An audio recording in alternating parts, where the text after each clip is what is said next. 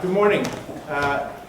It's a real honor to welcome you all here today. It's a special honor to welcome you to this incredible star-studded 40th anniversary symposium for our Center for the Study of Dispute Resolution.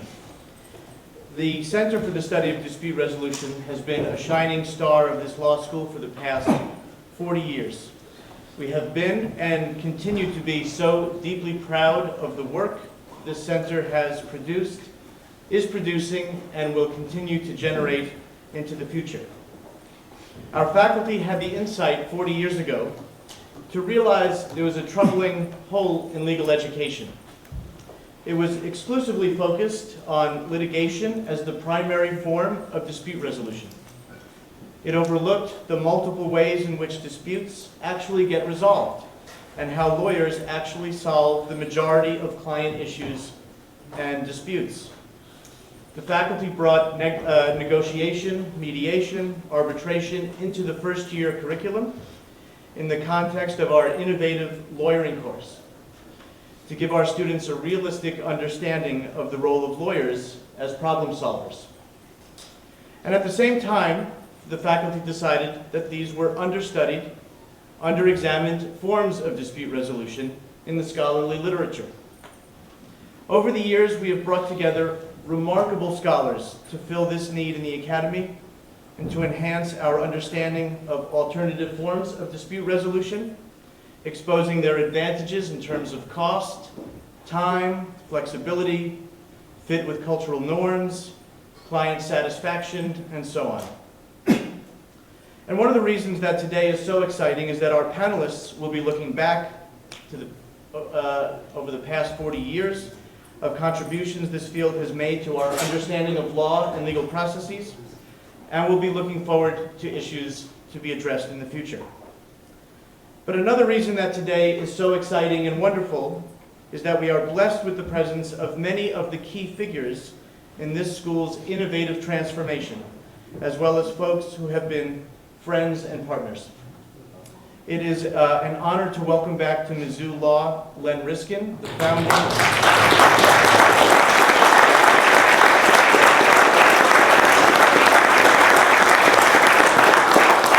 Professor Riskin is the founding director of the Center for the Study of Dispute Resolution. It's also an honor to welcome back the Dean of Mizzou Law at the time of the Center's founding, Dale Whitman.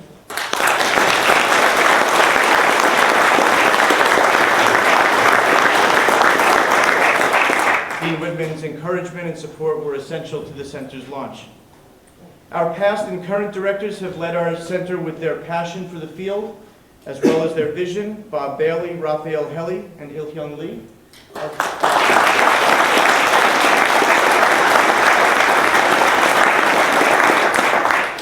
And I would like to extend a special welcome to all of our symposium panelists and speakers. As I said, we have a truly star-studded lineup of dispute resolution scholars, including present Mizzou Law faculty, alums of Mizzou Law faculty, alums of our JD and LLM program, as well as great friends of our program. We are so happy that you've joined us today. We are looking forward to your wisdom and insight. Before I turn things over to Professor Lee, I would also like to welcome some distinguished judges joining us today. Judge Joel Fonstock, Judge Charlie Adwell, Judge Nancy McLaughlin, Judge Cotton Walker are here joining us today, as well.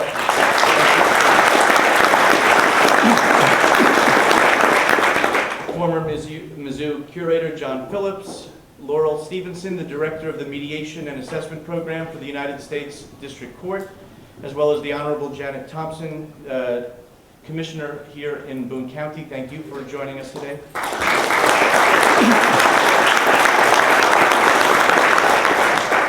And finally, I would like to express special thanks to Il-Hyung Lee. This symposium is his brainchild, as well as the result of his efforts. We are also so grateful to Donna Pavlik, not only a graduate of our LLM program, but has so kindly devoted so much of her time making today a fantastic event. Many thanks.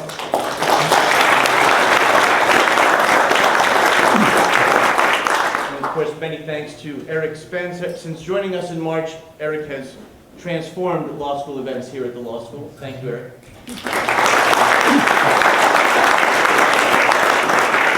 And also thank you to our students, members of our Journal of Dispute Resolution. You've played an integral role in making today happen, and thank you in advance for the work you will do on the publications that will come out of the symposium. And finally, thank you all for joining us today. I know this will be a really exciting and illuminating program. Thanks so much.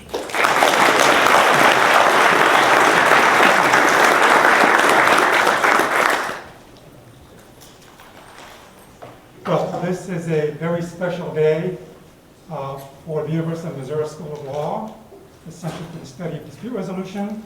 And if I may, for me personally, thank you all for coming, making time in your busy schedules to attend. For my opening remarks, I'd like to start with this question. Where were you 40 years ago today? 40 years ago, I realized some of us were not yet born. For the more senior folks, I might like to refresh your recollection with the front page of the New York Times on this date, Thursday, October 25, 1984. For those sitting in the far back, in the picture at the top on the far right, you see the then president on the campaign trail seeking re-election. The picture on the bottom on the far left is House Representative Geraldine Ferraro of New York, who made history as the first woman vice presidential nominee for a major political party. We have come a long way. So 40 years ago, the president, you saw his picture, was Ronald Reagan. By the way, at this portion of my comments, audience participation is welcome. The Speaker of the House, all right, Tip O'Neill of the great Commonwealth of Massachusetts, the Chief Justice, Burger Court, the Governor of the Show Me State at the time. Oh. That would be Christopher Bond, Kit Bond, later United States Senator. And this gets harder. Does anyone recall the mayor of Columbia? Anyone? That would be John Wesley.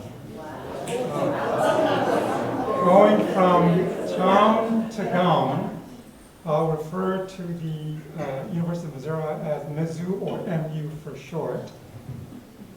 Anyone recall the chancellor 40 years ago? Okay. Later, Barbara Ewing Charlton. Dr. Ewing at the time was the first woman to lead a land-grant university. And the dean of the law school at the time, as Dean Litton mentioned,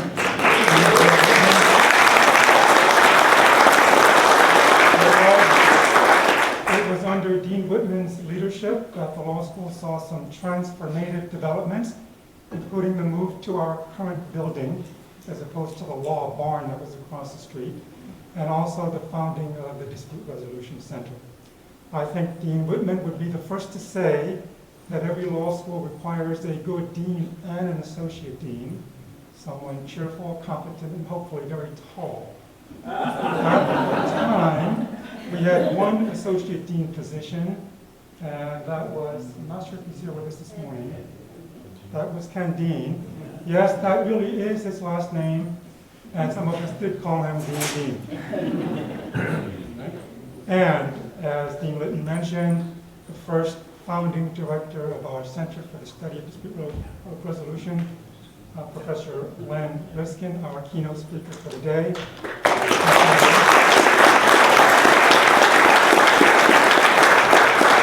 I do sincerely believe that the center is the house that Riskin built, and we are pleased to have you with us today. All right. At some point during the day, I hope you hear the full story of the details of the story, where Director Riskin and Dean met over lunch and had a conversation about the possibility of starting a new LLM in dispute resolution program, which would be the very first of its type in the country. And my recollection is that the initial conclusion of that conversation That is a ridiculous idea that will never happen. Could I take you back to the New York Times on this date 40 years ago? Did you know that on page B4 appeared this article? Justice O'Connor advocates changes in training lawyers. The article points out that Justice O'Connor was the first woman on the Supreme Court, having been named to the court by President Reagan 3 years before. Too often, she said, legal education emphasizes logical analyses, and the justice called for law schools to teach other, more important skills. Now, in this article and in her comments, did Justice O'Connor specifically refer to the University of Missouri School of Law? Did she praise the efforts of Professor Riskin and applaud the dispute resolution program here? No. Not quite. Nevertheless, it was in 1984 that the center was founded and the Journal of Dispute Resolution began operations. Justice O'Connor could not have known at the time all that would follow here. For instance, in the following year, after Professor Riskin won a federal grant to fund the first-year curriculum program, dispute resolution was integrated into first-year courses. And in 1999, that is 25 years ago this fall, after more conversations between Len Riskin and Ken Dean, a group of 6 students composed the first LLM in dispute resolution program and began their studies here 25 years ago. And there they are on graduation day.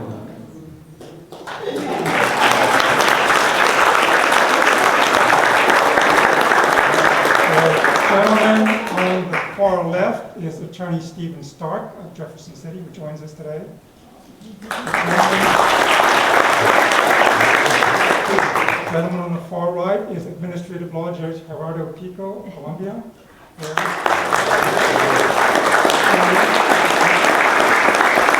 The gentleman in the middle and the person to his left, I'll say a few more words in a moment. I think it's unfair that the 4 of them look pretty much the same after 25 years. And 20 years ago, the faculty approved and implemented into the curriculum a brand new course, Lawyering, Problem Solving, and Dispute Resolution, in which all first-year students at Mizzou Law would be introduced to dispute resolution methods in their first year of studies. And just 5 years ago, under the leadership of my colleague, Professor Paul Ladhau, where are you, Paul? Okay. We launched the LLM in Dispute Resolution online program and graduated our first alum the following year. And my colleague, Professor Rafael Healy,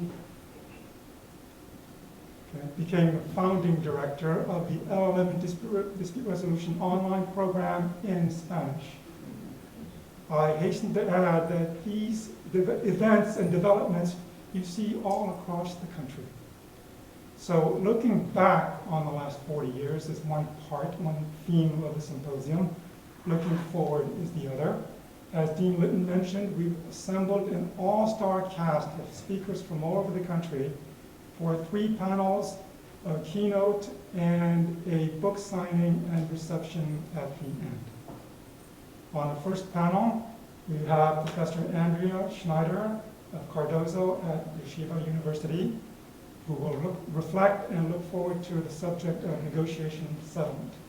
Professor Sarah Rudolph Cole from Ohio State, the Ohio State will speak on mediation. Professor Michael Green of Texas A&M will speak on arbitration. The subject of the second panel is of great interest not only to law school deans and administrators, but also law students, because the subject of dispute resolution will be covered on the new next-gen bar exam, effective July 2026. That means 2 L's and beyond. The current 2 L's and beyond. And for this panel, we have a very impressive panel of 2 speakers, my colleagues. First, Professor Kelly Early, also our Director of Academic and Bar Support. and more importantly perhaps, the former Chief Strategy Officer of the National Conference of Bar Examiners, talk about credibility, is our first speaker. And our second speaker, Professor John Landy, who really needs no introduction. Then after lunch in the library. After lunch in the library, we will have a keynote conversation with Professor Riskin. And then in the third panel, we have 4 dispute resolution scholars. I think they truly are the movie stars of the field, presenting their 4 current works in progress, beginning with Professor and Senior Associate Dean Donna Shostowski, University of California, Davis, will speak on online dispute resolution. The second speaker is the country's leading author scholar on the subject of dispute resolution and plea bargaining, Professor Cynthia Alcon, one of our LLM graduates. Third speaker is our own Professor Rachel Wexler. I was hoping to hear some applause for her students.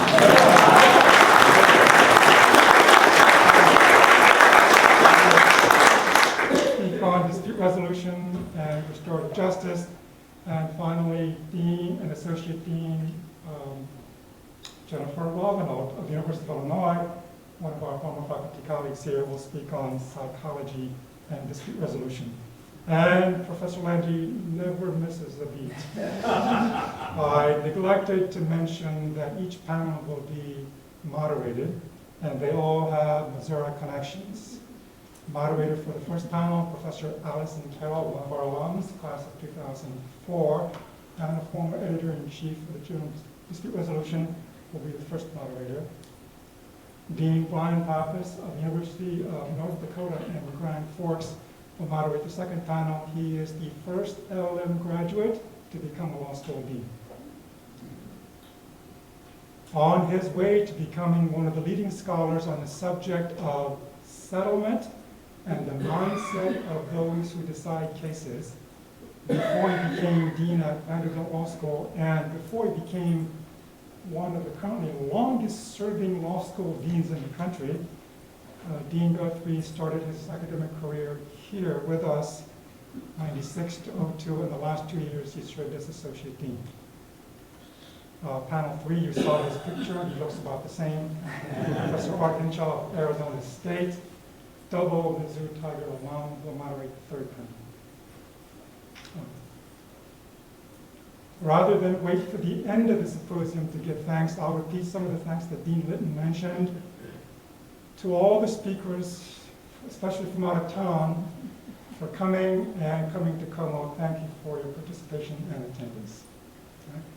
To everyone in the audience, in addition to the members of the bench and bar, our alums, graduates, we're so pleased to have my faculty colleagues and the students. This is truly, really for you, I hope you realize. Thank you for coming. We have a number of students in the lawyering sections, including Professor Crowley Conklin's section 1C and 1D in the back, and my students over here, section 2D. Thank you for coming. Whenever I meet colleagues and counterparts in the field, I always tell them that I am so fortunate to be at a law school where the dean is supportive of the dispute resolution field. The reality is that we have a dean who's supportive of all worthwhile efforts, of which dispute resolution is one, and that is the best setting for law deans, law schools, and law faculty. Thank you, Dean Litton, for your support. All right, so after a career in the United States Navy and in law, after she received 2 advanced degrees from Mizzou, and after she served as assistant dean of students at 3 different law schools, Dr. Pavlik returned to Columbia and became the second senior fellow to the center, the first one, of course, being Professor Riskin. She's helped me with the planning of the symposium since October of 2023. And we came up with the idea, one of our early decisions was to get the save the date announcement out in December. It's early. All right. There is no detail that Mr. Spence did not address, and that includes flight reservations for the out-of-town speakers, your name tags, the lunch menu, the furniture set up in the library. Thank you so much. Very agreeable.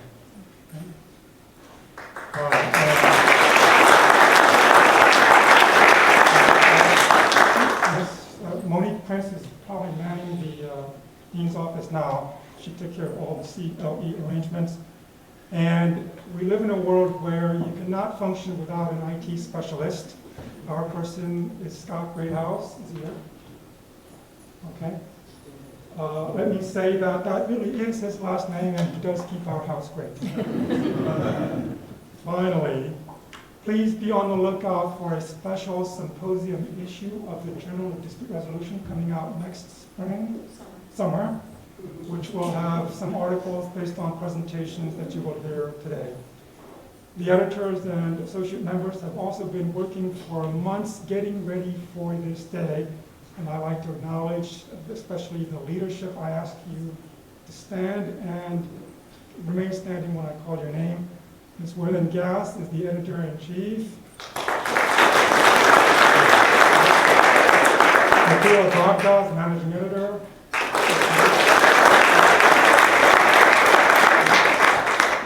Ali Wydick, associate editor-in-chief. And Cameron Shields, lead articles editor. I know most of you are seated in the jury box. Could I ask all members of the Journal of Dispute Resolution to stand? All right. At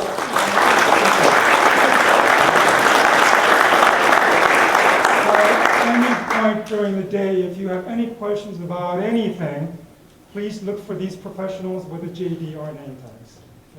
Great.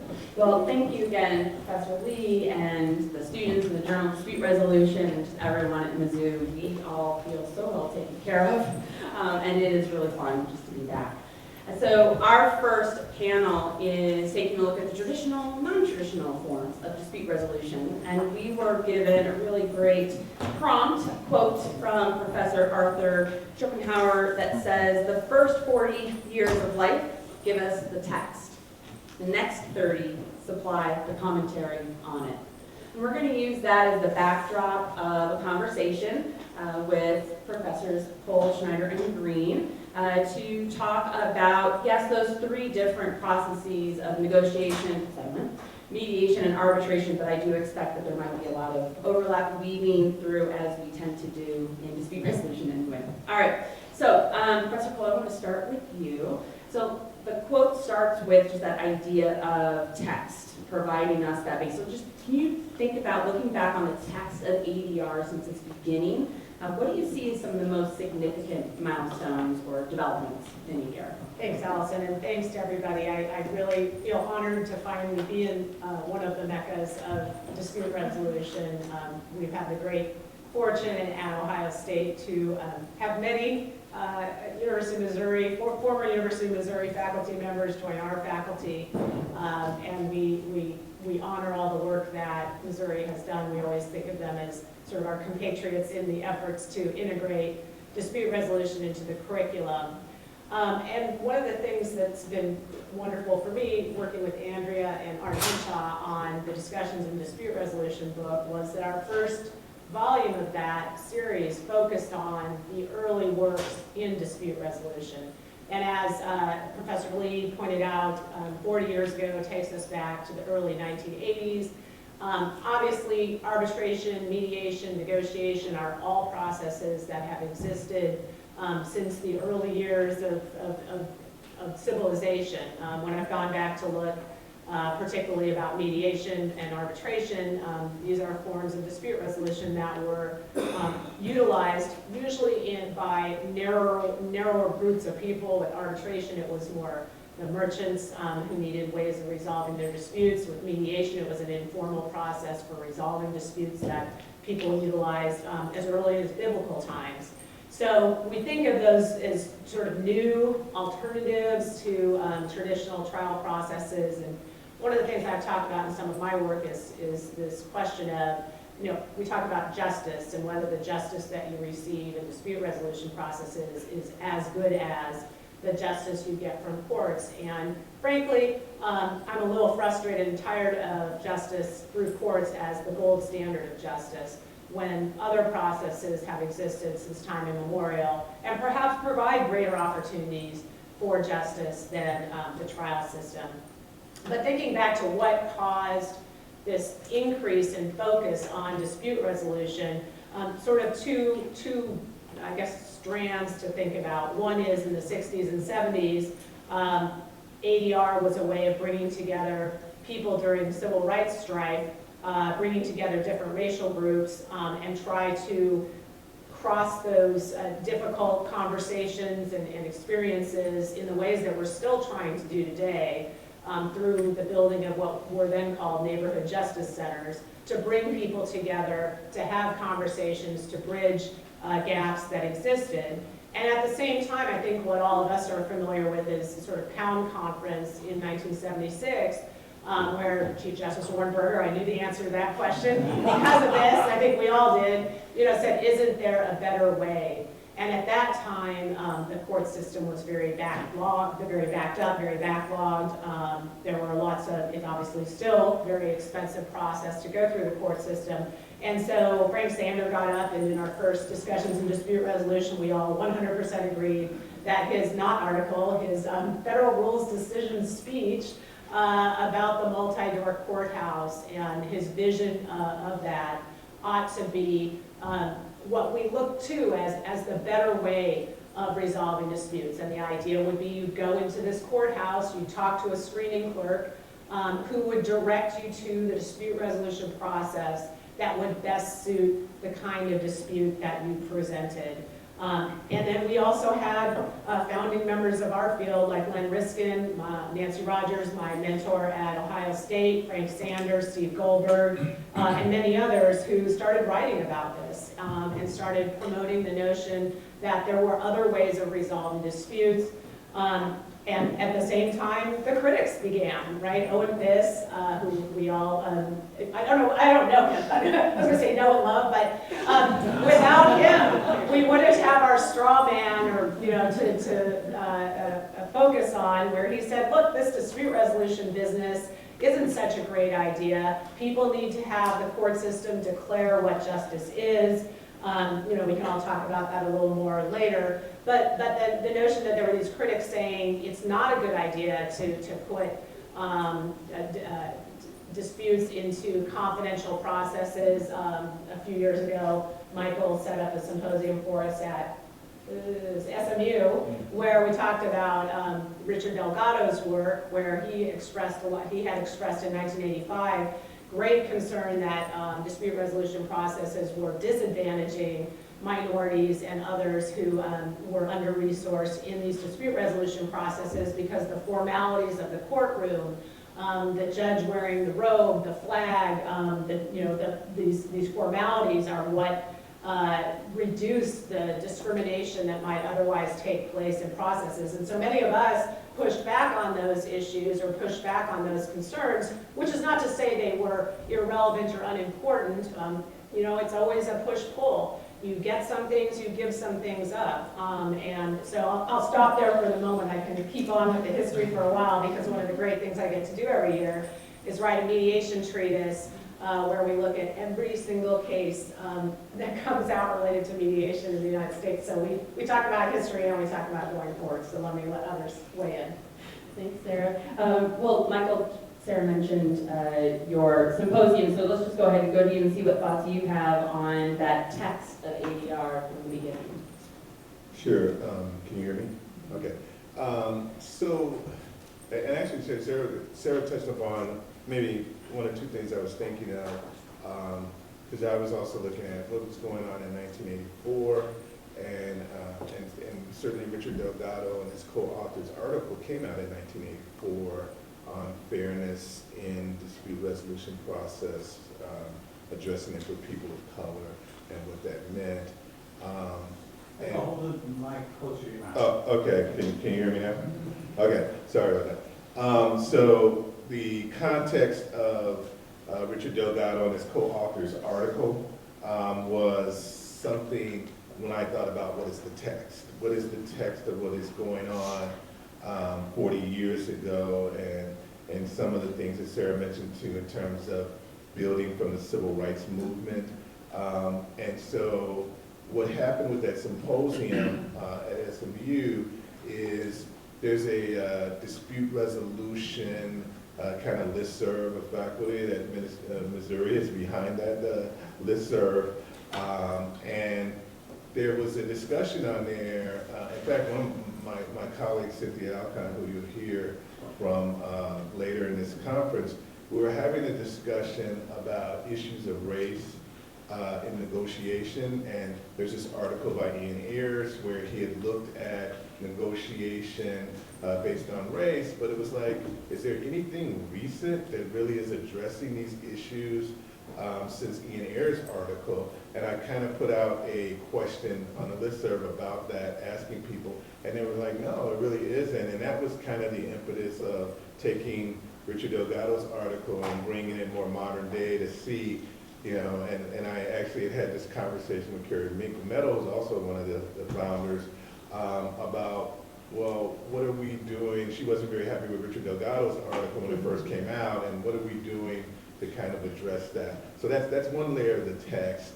Another thing about the text, which also Professor Lee alluded to when he was bringing up the New York Times article, and he mentioned Justice O'Connor.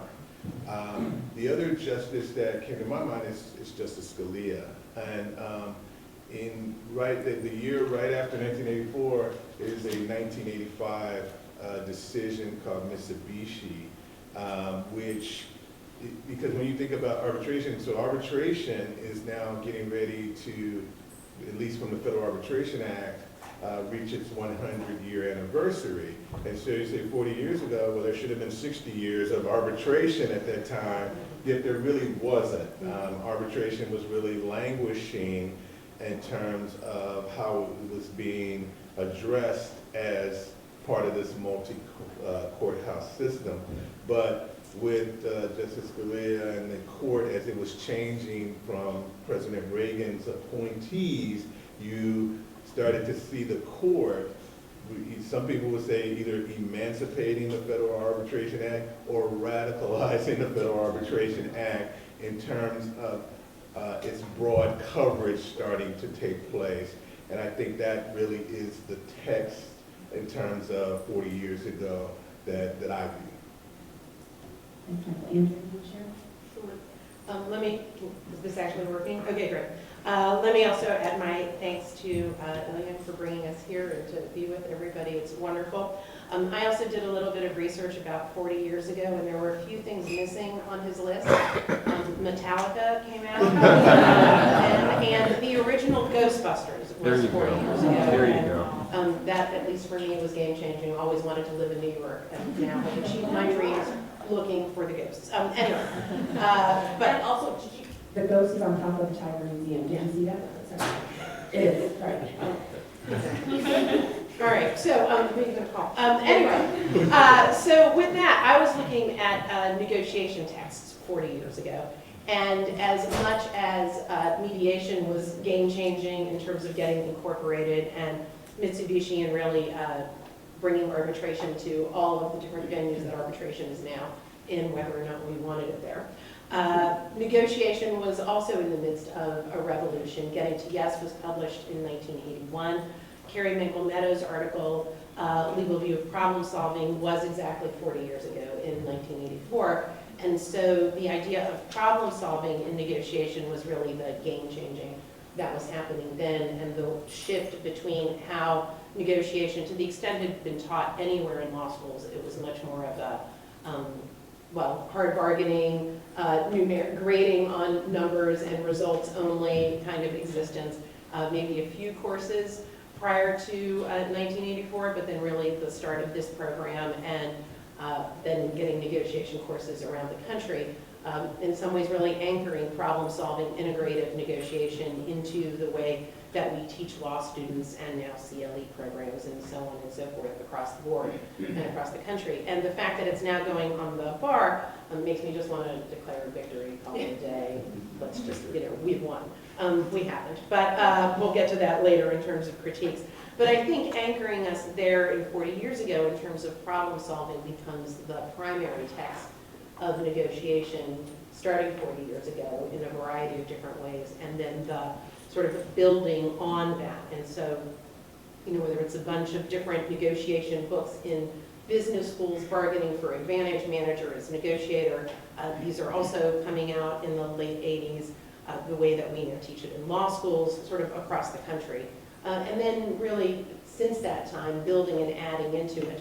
We'll hear from Professor Guthrie later, Dean Guthrie, later on, but really as we watch the negotiation text then becoming more interdisciplinary, bringing in communications, political science, psychology, cognitive behavioral, decision-making, and all of that, and strengthening our perspective on negotiation has been one of the major accomplishments, I'd say, of the last 40 years.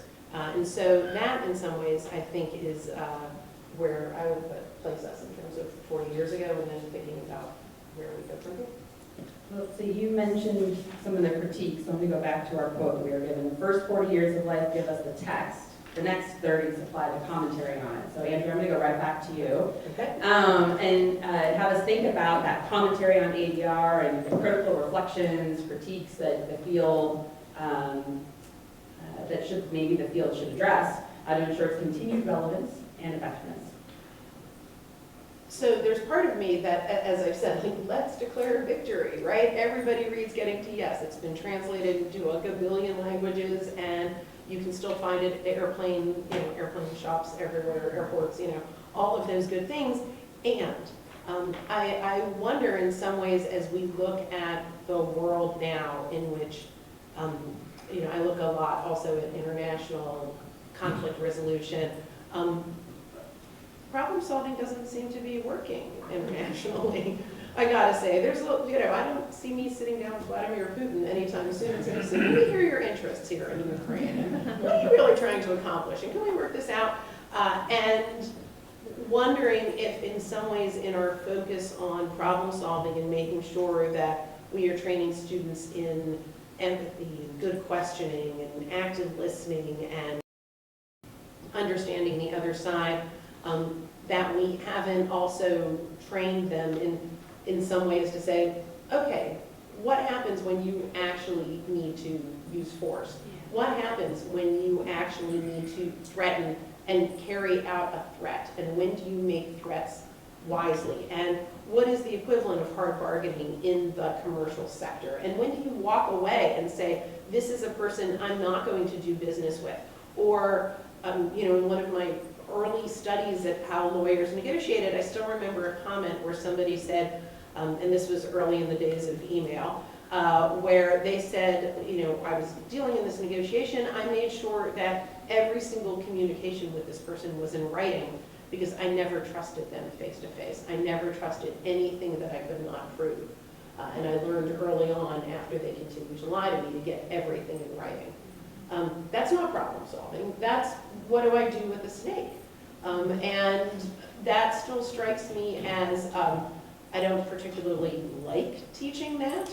And on the other hand, I feel like we have a responsibility to still make sure that we are training, that our negotiation, our love of problem solving. Yes. For me, negotiation is so much a reflection of who you want to be when you grow up.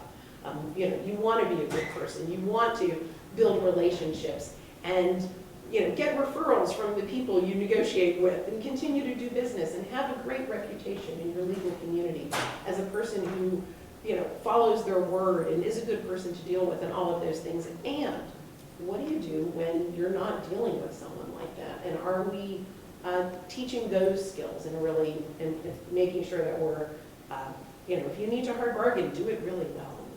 Some butt.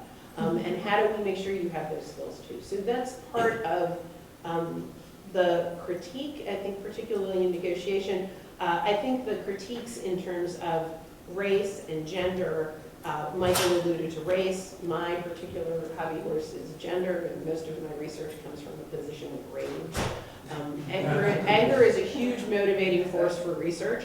I continue to be very angry most of the time. When looking at gender, we can get there. And I think when we're looking at negotiation skills, that is my concern, that the pendulum in some ways has swung too far in terms of what we're teaching.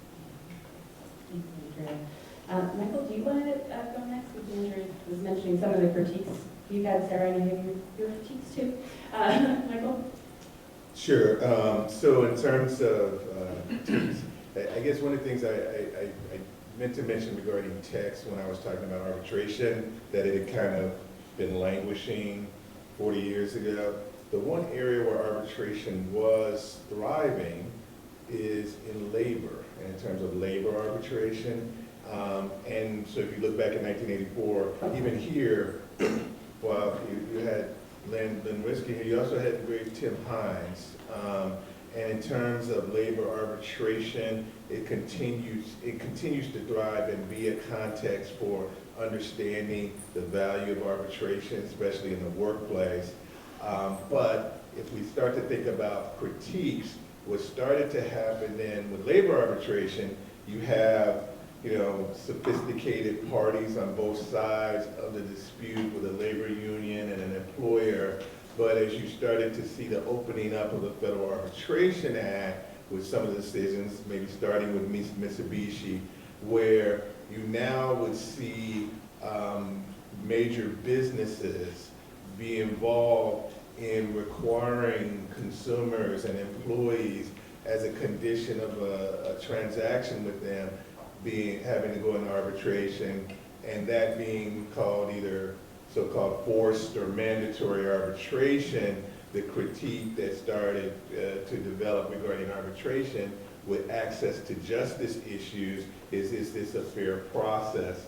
Why are these businesses in such a rush to require what I think James Sternlight called it, like the little guys, to have to arbitrate their disputes? And so that's become a major critique that has continued throughout the last 40 years and has been the source of, I think, a lot of negativity about arbitration, be it New York Times articles saying, stacking the deck and things like this about arbitration.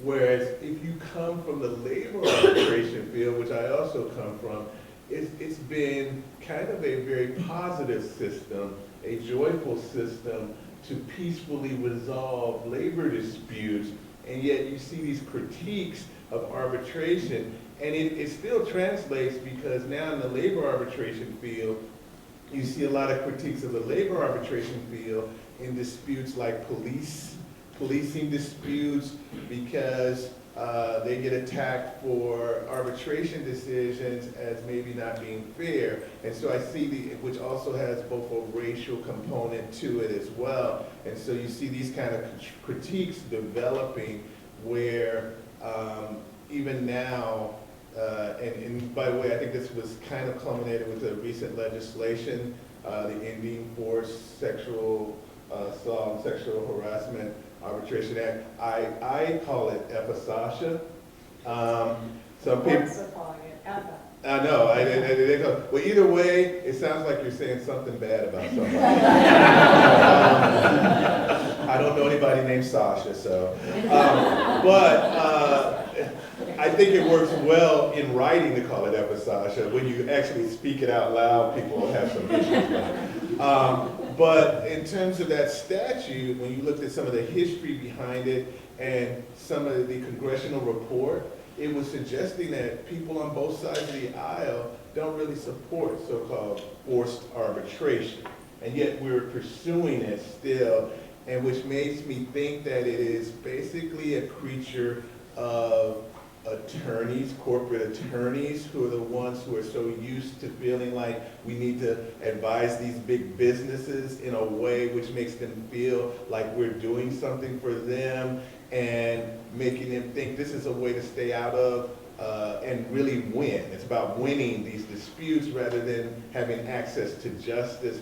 And you've seen that in more recent cases, maybe involving like Elon Musk or other entities where they first push arbitration as the way to resolve the dispute.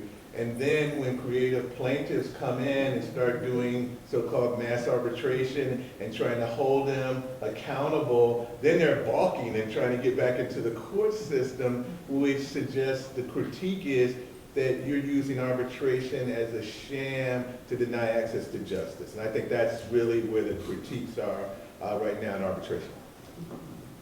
Just to segue off that, because Michael knows I care a lot about arbitration too, and that we're on the same page on a lot of things related to that. And I was at a conference one time where I heard a talk about gerrymandering. Originally it was called gerrymandering, then it became partisan gerrymandering, and then it became extreme partisan gerrymandering. And I thought, oh my gosh, that's what happened to arbitration. It was arbitration, and then for most of my career it was mandatory arbitration, and then all of a sudden it became forced arbitration.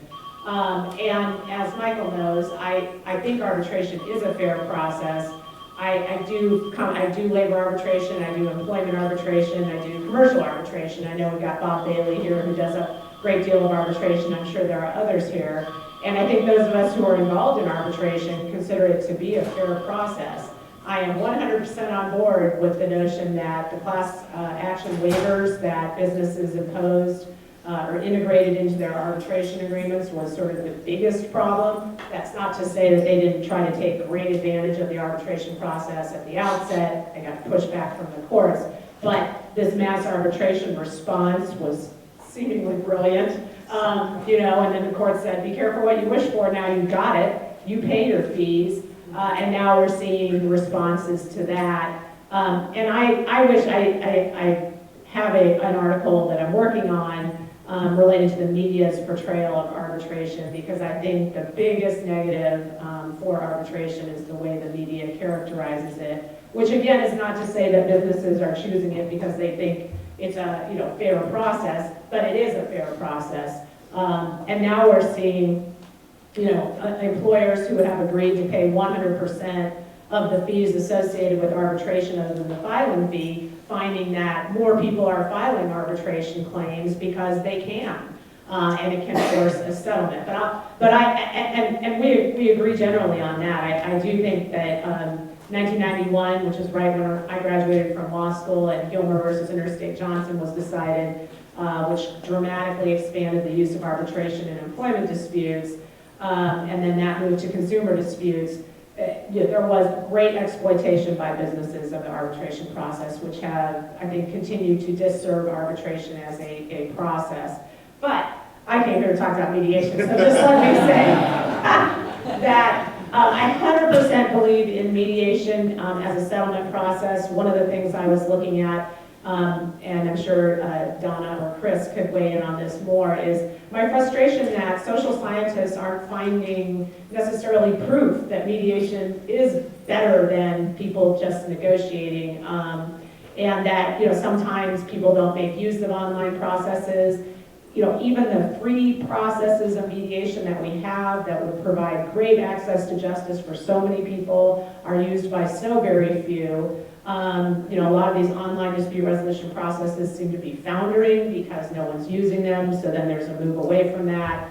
I remember reading an article, weirdly, by Judge Richard Posner about the summary jury trial, where he did a sort of an empirical study in the way that he does studies, and he found that these cases would have settled anyway. And I don't remember the underlying proof, but I remember being convinced that, well, maybe we're just asking people to do these processes that just are an overlay, and they don't really need them. And I worry about that. We all think mediation is fantastic. The court systems rely on it heavily. My husband, who's a federal judge, is says, if the case hasn't been mediated, it's going to be mediated before I'm going to see it. He'll even mediate them, and then we fight about whether judges should mediate their own cases. He calls it mandiation. Don't take that. That's it. But I sometimes worry as a mediator, and I don't know if other mediators worry about this, is am I such a champion for settlement that I'm not thinking as much about the parties' underlying interests? I think they asked me to help them settle. So I'm not leaving here until they do, but not in a coercive way, John. But that's one of the things I tell my students to think about. How much do you want the win of the settlement versus this is not really what the parties want? I have to follow up on this mandiation. Mandiation. But before I do, let me just share guidance. So we're clear, we've got a few questions, each are answering. You guys can interrupt each other and like we can have conversation. And I know you're doing timekeeping. We want to save time for Q&A from you all. And so if you could just let us know when we're getting close to like the 10-15 mark, that'd be great. Thanks, I appreciate it. So let's talk a little bit more about mandiation. I'm going to use that as a segue. He's gonna love this. Oh, good, okay. But don't steal it. So when we continue to think about some of those critical reflections that we need to make, one of the things I'd love for you guys to go and explore a little bit more is self-determination. Where have we succeeded in this? Where have we fallen short? And that term mandiation just demonstrates to me maybe where we have fallen short, but I don't know. But rather. Let me just say, and I want Arkin to stop taking notes and tell his work on joint sessions and what the demise of the joint session or whether the joint session is dead, to me is part of this, that it's really what the mediations I see when lawyers are involved, they do not want the parties to be in the same room with each other other than for a very brief introduction. And then I suppose there's sort of the self-determination of they feel freer to speak to the mediator in caucus with their lawyer present. So maybe there is still sort of this notion that they're more open and free to have that conversation, but they're not understanding the other party. In fact, most of it is vilification of the other party. Like, you can't believe I had a party come into a mediation and show me a picture of it was actually a pig pen from Peanuts, and I thought that was weird. And he said, underneath it was the words pathological liar. I don't know what pig pen had to do with this, but he said, I want you to look at this. That's what you're going to see in the other room. Yeah, I was like, well, this is going to be a tough day. But I, just as a side point to make that I don't know whether this issue of no joint sessions, although Art has some empirical evidence that suggests that there are still joint sessions going on, that really troubles me on the self-determination point. And what we teach them, I know Brian has done some like, should we be teaching what is happening or what we think should happen in mediations? Michael, go ahead. So related to this issue of self-determination, when you look at mediation, to me, that has been an underwriting principle that it should be determined by the parties. So you also had this development of so-called transformative mediation going on, and I think Steve Subrin had written this article about challenging that concept and would say something like, and I would do this with my students when I talk about transformative mediation.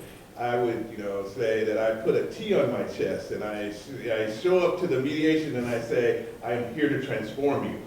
And ask yourself, is that what the parties really wanted?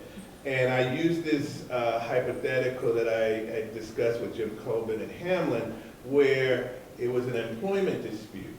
And there are some people who are so critical of evaluative mediation. So if you're looking at Lynn's grid, you're looking at these different things and you're talking about mediation. They're very critical of evaluative mediation.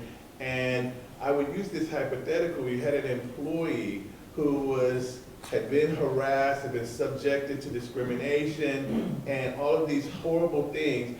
And the mediator comes in and thinks, oh my God, this is just a wonderful case. You should go to court. You should win. Litigation romanticism at its highest level.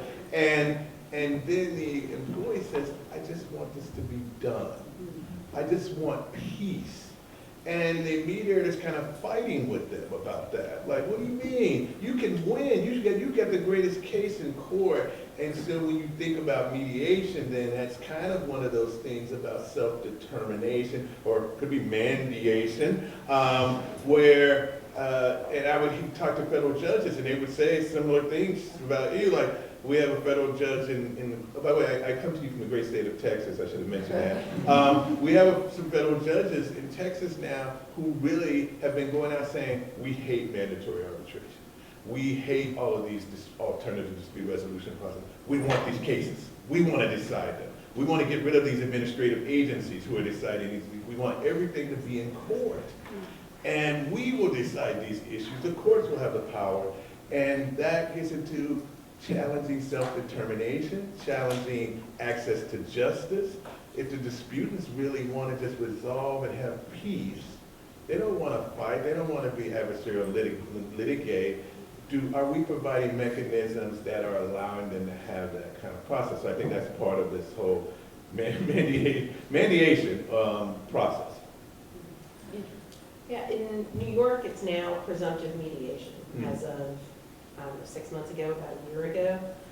And it's remarkable in terms of the court structure that's now been set up, I think, in order to have that kind of self-determination where it is, it's even before you're in the room, right? So it's not the question of joint session. I think part of self-determination, the conversation, is what's happening over the course of the mediation. Does the party want to talk? Does the party want to be in joint session? What best serves the party? And part of this is what you're talking about from the outset. Should that party be in mediation versus should that party be elsewhere? This really is Frank Sanders' original vision of that multi-door courthouse. You walk in and there's a triaging almost of this party, this context. Should this be a case that is litigated? Should this be a case where the parties go into mediation? And are we doing a good enough job in some ways systemically to think about how we are, what I would say, engendering self-determination? Some of us, for those of you who are not under the age of 40, you'll remember there was a big foreclosure crisis in 2008. Right, I was in Milwaukee at the time. Deutsche Bank was the largest landowner in the city of Milwaukee. Deutsche Bank is not really good at mowing lawns. This is not their skill set, right? Home ownership in the city of Milwaukee, they're not good at that. They're good at lots of other things, not that. And so Milwaukee, like many other cities, set up a foreclosure mediation program. Now, in part, a mediation program is between a homeowner that cannot afford the mortgage they have legally committed to and a bank that could, afford anything. Seems like the quintessential example of an imbalance of power, a lack of justice, right? All of those things that we worry about in terms of mediation. And it really wasn't, in some ways, what happened in the room. It was all of the screening beforehand, right? Getting that party financial counseling, working with nonprofits. So there was a housing counselor who would meet with each homeowner at the time. Can you actually afford the mortgage? What is a legitimate way for, how can you have a counter offer? Is there any way that you can keep the house? What is the counter? What can you afford? So on and so forth. And screening with legal aid if there was a legal case. As in, that mortgage should never have been signed. You were duped into a mortgage, either, imbalance of power. There was redlining in the city of Milwaukee like every other city, right, where there were racial covenants or racial biases in terms of how high the mortgage was. Was there a legal case that you could get out of the mortgage? And if not, then can we get you the counseling? And only then are you going into the mediation at that point in order to see what you can work out with the bank. And to me, that was an example of self-determination at its best. Most of these parties were not represented by lawyers by the time they sat down. So it really was making sure that the party was both financially and legally educated to best represent what they could handle at that point. And so that, if that was sort of this wonderful example, I don't think we're doing that in a lot of other instances of making sure that the parties are fully educated about their options in terms of making decisions. And we're assuming that when they're represented, the lawyer is educating them, but so much of our mediation programs, they're not represented. And who is educating them and providing for that self-empowerment, really that wise decision-making, informed consent, all of the other parts that comprise a self-determined plaintiff.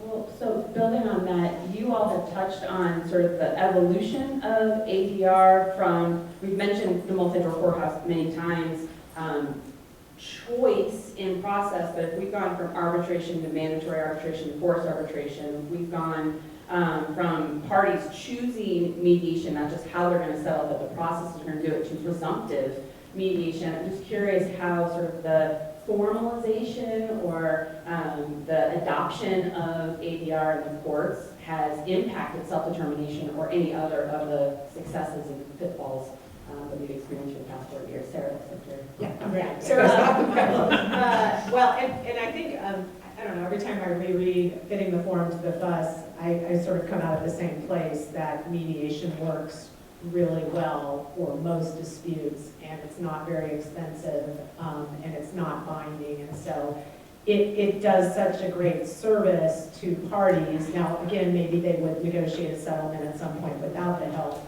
but I wrote an article recently about after the pandemic, when mediators were very fearful of online or Zoom mediation or Teams mediation, and then at least the initial studies are showing that the outcomes were similar, party satisfaction was similar to in-person. And so I said, well, should we now have the rule be presumptive virtual mediation, which as a mediator makes me unhappy because I don't really like the virtual processes as much. I find myself feeling like I'm almost yelling at the screen to try and make a connection with the parties because they seem so remote to me. But that's a small problem if we're saving all their resources, allowing them to mediate in the comfort of their own home. But I think that the court system really kind of did this. They just love mediation. They maybe didn't get as excited about summary jury trials or early neutral evaluation. Maybe they'll be more interested in early dispute resolution, although they may not play a role in that. I just think they've latched on to mediation, and one of the things I worry about is depending on the court system, they might have their magistrates mediating. Unclear to me that the magistrates have much experience coming in, and the one thing that the empirical studies have shown about mediators is the only thing that makes a difference to party satisfaction is whether the mediators have experience, unfortunately not whether they have training or education or have a certain background. But I don't know what's happening in these mediation rooms, but I think we've got a big, if we were to suggest that the parties choose the process, I think the courts would say you're full of it. Go back to your university because we've got this thing, it's working. Don't mess with it now. Michael? So tell me the question again. Well, just talking about how the forms of ADR, we're talking about negotiation, mediation, arbitration, have evolved into mandatory forced arbitration, presumptive mediation. How has that impacted self-determination? So for me, when you formalize things, the more formality, the more it looks like the court system, right? So when I first started teaching dispute resolution, and many of the textbooks by many of the people who are in this room who write the textbooks, they might start off with negotiation and then go to mediation and then go to arbitration. And there was one textbook I found that did the opposite, because I like to start off from the most formal and then go to the least formal. And as you go to the least formal, there was more opportunity for self-determination, because formality is who is deciding the formality, and why are they deciding this formality? Why do they want? Is it the court system who is upset that they have to deal with all these cases they don't want to deal with, and they're just pushing them into some system that's not a just system, that doesn't provide for opportunities for people to be heard or to have representation or things of that nature? Think about the formalized, and that's one of the biggest criticisms of the so-called mandatory or forced arbitration. It's not that arbitration as a process is unfair, it's the mechanism for how you get into that process, that you didn't have a voice in being able to choose that process, and now you're being forced. But there are some people who would say, if we don't have that, you never go to arbitration. And you wouldn't choose arbitration after the dispute arose, which gets into self-determination. So do we have to force you or create a formalized process to let you decide to use this process, which could be a better process for you than the courts? Because, again, I mentioned litigation romanticism, especially in employment. I kind of talk to my students all the time about how much employees lose in the court system. So could it be better to have arbitration? And actually, I think Sarah's right. I think mediation is really the best process of them all, that where you get a chance to have some voice, right? You actually tell someone who is neutral, right, is not involved in the dispute, your story, and let them hear it. Whereas if you're in a court system, you may never get to that, right? It's just lawyers and papers and motion practice and all of that. And so if you force it, though, if you more formalize it, why are you formalizing it, right? Who is saying we need to have a formalized mediation process? It could be the mediation judges who are saying, I want this settled, right? I don't want this on my docket, get it off my docket.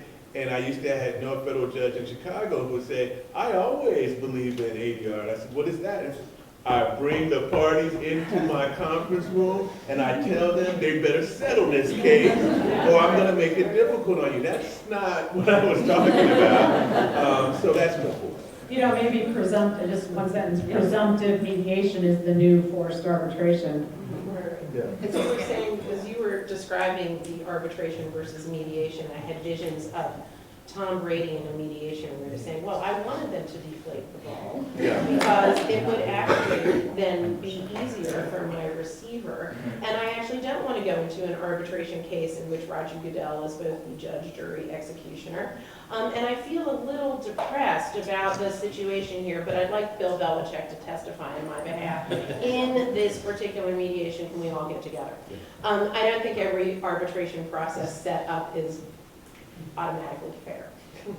Right? Like we've had arbitrations where, and sports tend to be the most fun ones, I think, if you were following the Olympics over the summer, and Jordan Childs and that evolving situation of what exactly happened, and you know, in the emails of the notice of this is going to be your panel went to the wrong email address. So did you actually have notice of who was going to be your arbitrators, and did you actually have opportunity to protest because there was a conflict of interest because the chief arbitrator was also the lawyer for Romania? And did you have, I mean, it's a disaster of conflict of interest, and I think the process can work when there is legitimacy and there's a belief of legitimacy in the process.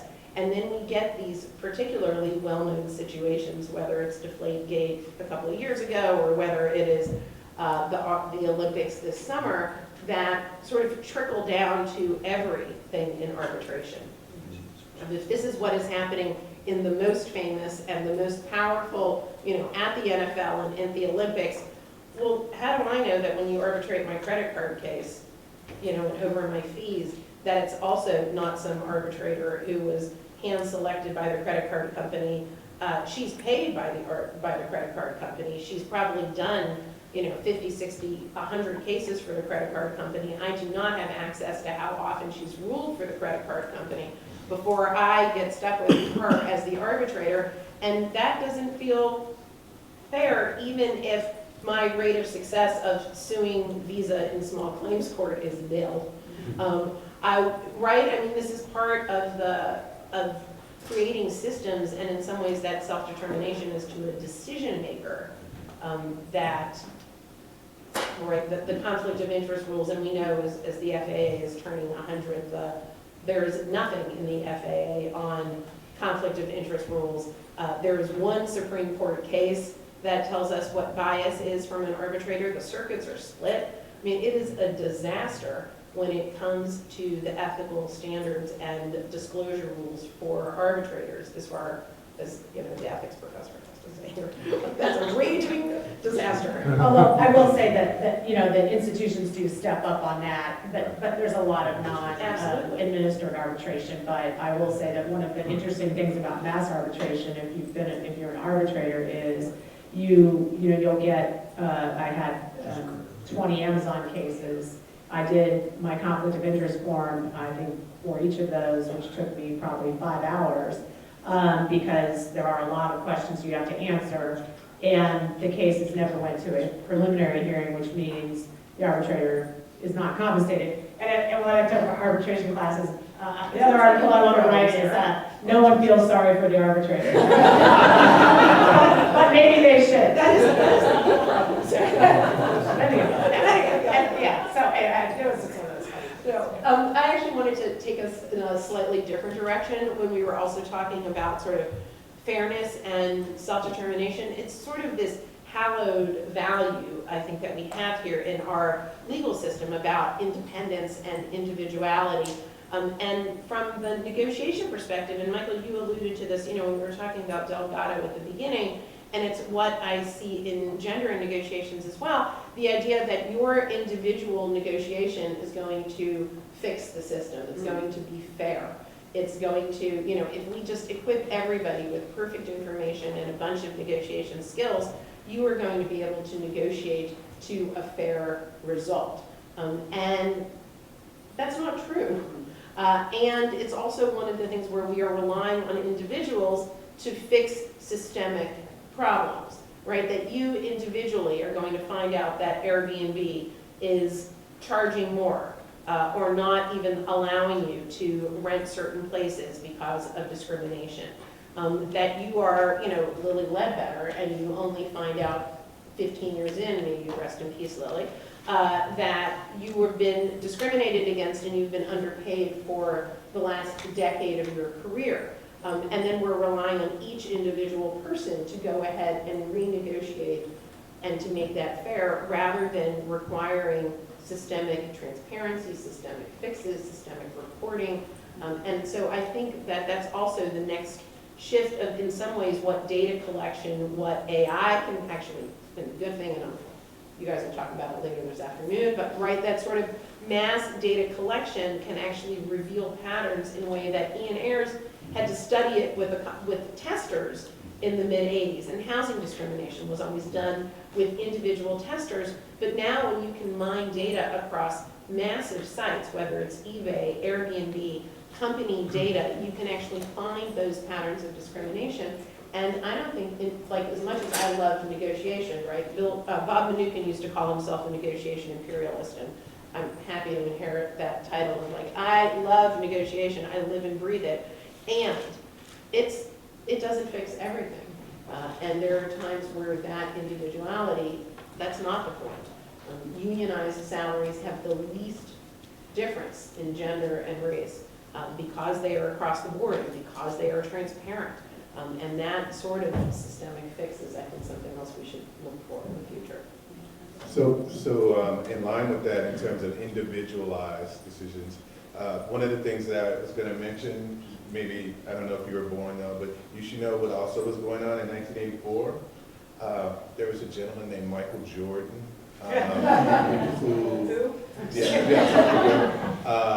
who was leading us to Olympic victory at basketball at that time. Just thought I'd let you know. But when I talk about in labor negotiations, I ask people this question from a labor perspective, like, don't all of you think you're like the Michael Jordan of your workplaces? Don't you think, like, I am the best? I am the one who deserves the most money, the most benefits. And so if I'm the best, what does that mean for the other people who I'm working with? How do I work with them and help them? Is it a rising tide lifts all, or do I care about me?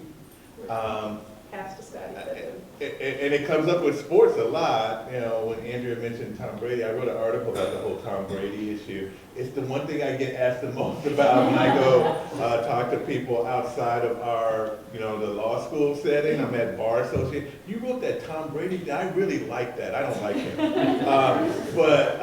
So when we think about it from an individual negotiation perspective, one of the things that Ian Ayres' articles talk about is the lack of information, right? And that's the source of bias, right? So, but it gives you a suggestion, well, if everybody just had information, that would be no, because there are situations, everybody has that information.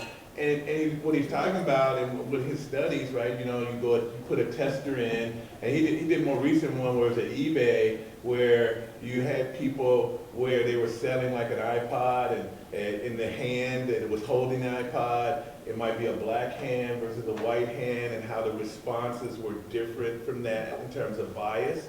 And so when you think about that from an individual perspective, if we all were the same and we had all the same information, well, that would solve everything, right? I don't think so, because you need systems in place to be focused on how we deal with that. And so I think Andrea's point is well served in terms of that's not the end all, right? So you can have individual self-determination, but do you all think you're Michael Jordan? You all think, like, can you say, I am the number one? By the way, when I say Michael Jordan now, I get my students say, you mean LeBron James? I said, no. So, the greatest of all time. Okay. So speaking of Ian Ayres, he also wrote an article recently in reaction to the Weinstein cases and the push for more transparency and less private settlement, and looking to the future and how we use information escrows as a way to capture that data. And we started with this settlement debate, thank you, Sarah, our strongness, about this, and looking to the future, Ian Ayres says, well, there's another way that we can do this. We can have confidential settlement while also collecting data in a way that can inform some of the systemic issues. And so I'm going to use that just as a bridge to, I think, our last question, which is looking at what has been happening in the past and the commentary and the critical reflections we've just been having. What do you think we need to do moving forward to stay effective, relevant? That's a big question. Exist, Yeah. right, Lindsay? How do we exist? You're worried that we're not going to exist as a field. No, isn't that was a critique? Anyway, okay, sorry. I do. I see it, and I'm moving my head this way to look at you all. What do we need to do moving forward? Well, I mean, that's a really good question that I don't have the answer to, but one of the issues that I thought came up with the FSASHA or FAA, whatever we want to call it, EFAA, was that this was all about what's wrong with arbitration, and I said, no, this is what's wrong with NDAs. And if you're going to say that arbitration of sexual harassment cases is the problem, then really why are we mediating them? Why are we negotiating them? Because those settlements are confidential. And that's always been one of those, when you're in mediation class, you always say, well, mediation settlement's so great, but then nobody knows that this person was a sexual harasser and they moved to another job or position and they do it again, and there's no way to stop that. So I haven't read that article. It sounds like I should, to think about that. I guess one of the things I've been thinking a lot about, and I'm sure others are much better in terms of thinking about this, is the role artificial intelligence is going to play in mediation. I'm kind of a skeptic right now, which also could be just I'm old and don't understand AI. But I can absolutely see it as a huge asset in negotiation or preparation for a mediation. But I'm really struggling to see how I, as a mediator, can make use of AI. I think it turns on the willingness of the parties to pay the mediator to spend some time thinking about the parties' views going in and how, a mediator might use AI to analyze those positions or views or interests, or have it help you identify the interest. But I have to say, I had a student write a paper last year on AI and mediation, and she used that LL mediator. And this thing translates or reframes language. Wow, I don't need that help.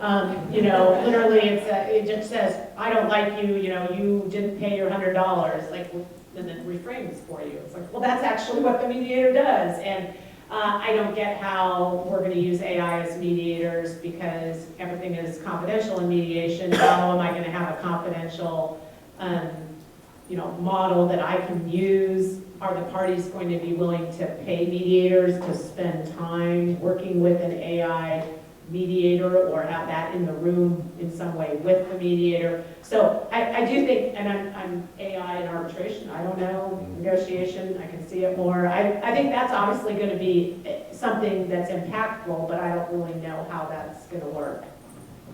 So for me, looking at this in terms of the future, and I think there's a good point about NDAs, right? So there's this big debate about that too, right? Because there's certain plaintiffs groups who will say, we don't want you to ban NDAs because it is a tool in our negotiation process to try and achieve results for our clients that we don't want you to take away as a tool in the toolbox.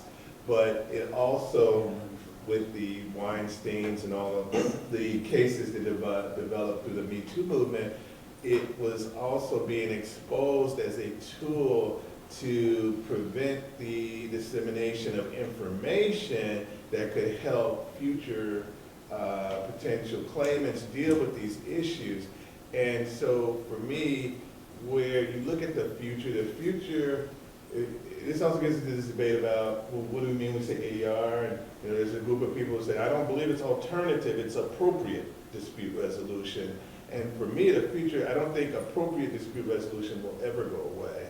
It centers, for me, in the concept of settlement, right? So you have a legal dispute, and how will that dispute get resolved? There's many ways, appropriate, some not appropriate, and how you might do that, how you design systems to do that. That won't go away. But there is an AI concern, I think. There's some people, like in arbitration, who are talking about this in the concept of, will arbitrators actually go away? Will you get rid of arbitrators? Will you just have parties submit their disputes to AI and let AI decide it for them? I might suggest that to some of our federal judges in my beloved state. Maybe they'll get rid of federal judges. Then they won't have a need to decide all these disputes and take them from agencies and everything else, and AI will just decide everything for us. That's kind of like when people are saying that's a fear. I don't know if we'll get to that point. There probably will be a lot of pushback on that, but it's really the broader fear about AI is AI just getting rid of all of our jobs, so that the only people who are really going to be employed, 100 years from now, are people who are the ones who are doing the AI, and not the people who used to do, put the widgets together and everything else, and AI is doing everything. I think that's a thought, but when it comes to appropriate dispute resolution, I think the court system is always going to be there, and there will always be questions about the design of disputes through the court system that get to settlement. Is it some other way we can help resolve this? That's kind of my point. All right.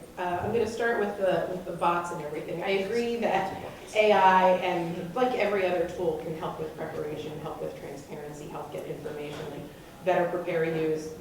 Just think about even law students negotiating your first job. You have access to far more information than we did when we graduated. You should be on Indeed, you should be LinkedIn, you should be looking at every single piece of information, and you have vastly more information that already empowers you. And so, in that, more information is more effective. I think the other thing as technology continues to evolve is continuing to choose wisely how you negotiate, and that tends to be, I think that's still something that we need to be focusing on. When are you face-to-face? When are you on Zoom? When are you emailing? When are you text messaging? And what are the differences in all of those choices? Only humans can actually make those wise choices of the ways that you actually communicate with another human, and I think that's really, really important in terms of thinking about it. Now, the NDA stuff is really fun because I think it goes back to really what we've talked about for, forever, also 40 years, of we bargain in the shadow of the law. We actually still need law that provides the structure, whether it is litigation as that backdrop or the laws around this. And NDAs operate because of the law. So I think there's two really interesting developments. One is, first of all, there's been some really interesting empirical work, Ulat Bashar out of Temple's been looking at the impact of NDAs. They're not worth nearly as much or as valuable as I think the plaintiff's bar likes to think they are. And so it is the plaintiff's bar that pushes the importance of these things versus the plaintiffs themselves and versus the defense bar. And it's sort of an interesting thing of, who are you actually serving? And, you know, what do you think you're getting for that? 1/3 of, you know, you can get more and that's valuable. The other thing, of course, that strikes me in all of these things is where the law is in terms of lawyer responsibility. And, you know, my other hat is as an ethics professor. And the lawyer that has written, 20 agreements, confidential agreements on behalf of the Catholic Church or on behalf of Penn State football or on behalf of you pick, on Harvey Weinstein, what are you doing? Like, how is that not at some point, the ethical rules, at least in some states, where you may reveal in order to prevent significant bodily harm? I'm sorry. You know that there will be bodily harm for the next wrestler that walks in, for the next gymnast that is using that doctor, for the next, what? Where are those lawyers? And again, in the shadow of the law, it is the shadow of the lawyers. And what are we doing as a profession when we are allowing these things and not placing the responsibility on the people who know, which is us? And so I would very much like to see our legal reform, not just, again, placing the responsibility on the individual victim, right, who is the victim of this, but on the system and on the wrongdoers and on the lawyers who enable them. And again, we are only, we are negotiating, mediation, or arbitrating in the shadow of the law and the lawyers that let this happen. So that's where I would like to see. Thanks, Andrea. Let's open it up to questions from the audience in the last few minutes that we have remaining. Yeah, right in front. Hi. Hello, I'm Chuck Henson. I teach here. Nice to see you, Michael. Thank you. To your last point, what about the lawyers? And that triggered a thought in my mind that had to do with the idea of the lawyer being there to kind of educate the client and achieve the client's goals that may well have suppressed the lawyer's job to advise counsel morally. And so it's certainly one of the things we teach here. I've taught our lawyering classes before. Maybe that's part of the problem. I would agree. I mean, Rule 2.1, I know the rules a little too well. Rule 2.1 allows you to counsel morally. And look, you look at these institutions. Are you the lawyer, for Michigan State or for Larry Nassar? Sorry, like what institution are you actually serving? The Weinstein Company or Harvey, the church? What?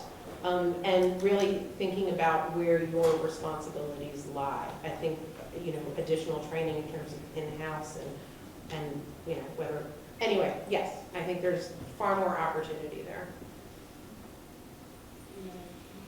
John? So, education of lawyers. MU was one of the very first law schools to introduce it into the curriculum starting the first year, thanks to Lynn Riston and others. Not many law schools followed very quickly. We now have panelists that are from those schools who have been very serious about this. And God bless you for bringing these panels to us. But there has not been much continued training for advocacy in mediation. Hal Abramson tried about 10 years ago and published a book and actually did some training. But it didn't sell well. And whatever the national circuit was that he did this for didn't take it forward. My concern is that we have a lot of people that want to be arbitrators and mediators who end up going into the profession. They get 3 hours, maybe a week, more likely a day of training, and now they're thrown into it. And they don't have all of the issues that you have brought forward. Kudos to whoever got this put into the bar exam, because that will require law schools to train people at least minimally, not to be neutrals, but at least to have some understanding of what we talked about. How do you who do research in academia, how do you bring forward empirical evidence to California is the first that wants to certify at least the state bar for their, I mean, that's the tip of the iceberg. But how are you going to do that when you don't have empirical evidence for the whole, everybody that hasn't been through law school in the last 10 years has had no training except for those few schools that have taken it seriously. So how do you do that? And who's going to do the empirical research to go along with trying to fine-tune those who do it? Yeah, we're all looking at it like, you're taking it on, I don't know. I think there are at least basic dispute resolution classes at almost every law school now. And I'm looking at whoever's done the most recent study over here, right? That almost everyone has at least. Now, whether you're getting law students through that is a whole nother thing, and I think. Not a required course. Not a required course. My guess is that with it on the bar, we've already seen it at SEALs, at other conferences, that there is definitely some awareness, not just on dispute resolution professor side, but on the side of associate deans and curriculum committees, that there will need to be some expansion of courses. And let's be clear, what they're testing on the bar is not, do you want to take this case to mediation or arbitration? Or which would you, right? What they're testing at the moment is, are you asking good questions? Should the client take a settlement, right? So there's going to be questions on your BATNA, which is, amazing. Like, there's going to be some basic negotiation. Is this a good settlement? Should you have additional options? What other kinds of questions or factual inquiry will you need? So it's still sort of problem solving 101. It's not dispute resolution, right? It is sort of counseling, interviewing, negotiation, basics, which is still a huge win. But I think schools will be scrambling. Again, it might not be full-time professors, but I think they're going to be adding more adjunct-led courses in interviewing, counseling, negotiation to at least do that.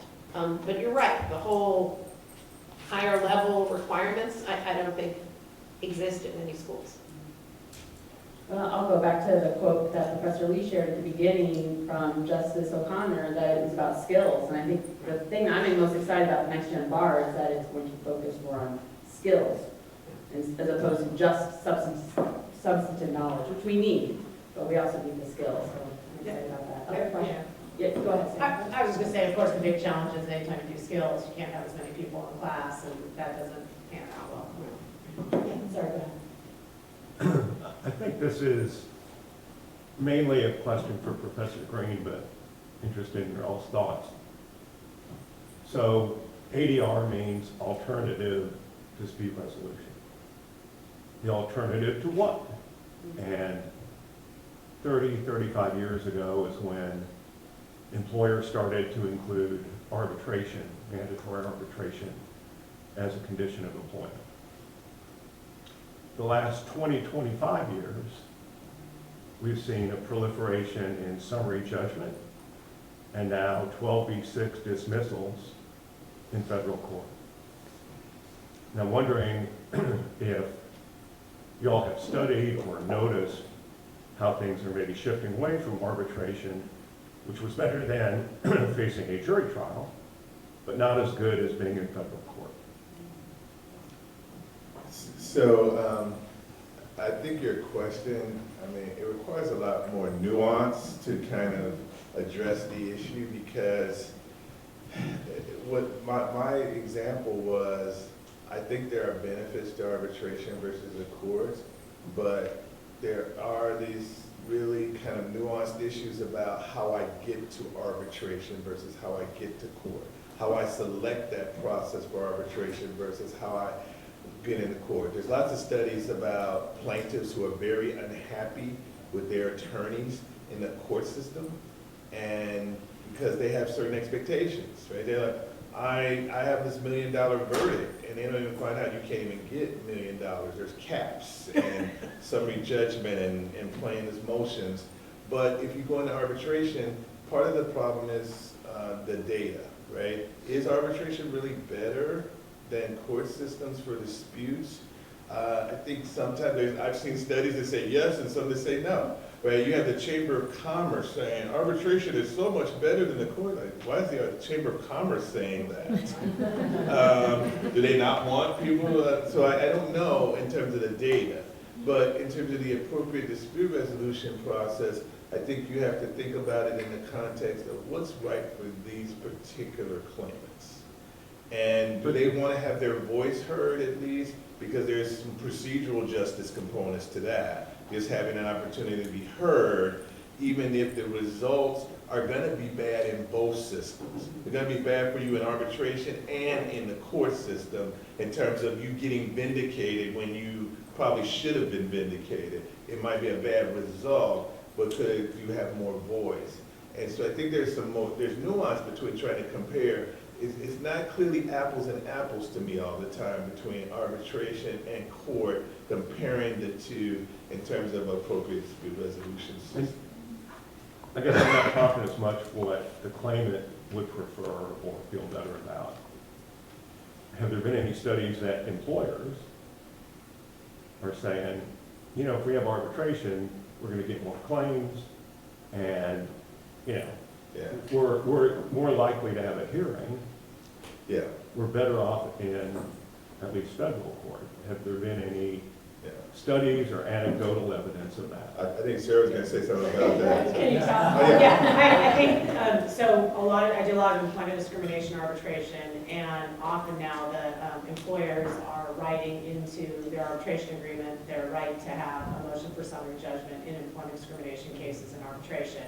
And so that's really made the systems a lot more parallel, which isn't, I think, to the advantage of the employee, who then doesn't have their opportunity to be heard. So in terms of anecdotally, I've seen a lot of that. I don't know that there have been studies done about it, but I have also seen employers moving away from arbitration, but more because of the mass arbitration problem. But the Fortune 500 studies that have been repeated have shown a movement of businesses away from arbitration. And with that, I think we'll go ahead and wrap up. Please join me in thanking Professor